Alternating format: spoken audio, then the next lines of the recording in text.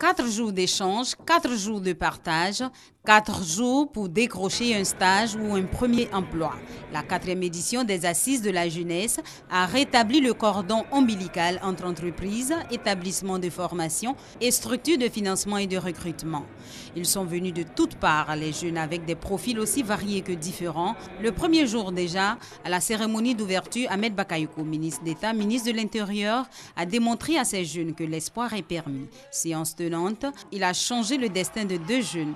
Le premier travaillera à son cabinet, le second, lui, a reçu 5 millions de francs CFA pour réaliser un projet de son choix. Moussa Dosso, ministre d'État, ministre de l'Emploi, lui, a choisi d'aider une jeune fille dont les parents ne peuvent financer les études jusqu'à l'atteinte de son objectif, devenir expert comptable. À ces assises, des ministres, des chefs d'entreprise nationales et internationales, des stars de la musique, du cinéma, du sport ont partagé ce qui a fait leur réussite, l'abnégation, le travail bien fait, la confiance en soi et en son rêve. Les jeunes aussi, sans langue de bois, ont dit leurs difficultés à ceux qu'ils ne voyaient ou n'entendaient que dans les médias.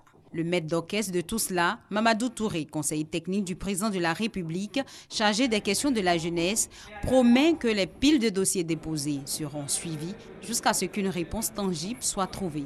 Ces dossiers constitueront également une base de données fiable dont pourraient se servir les gouvernants pour mieux peaufiner leur politique d'emploi.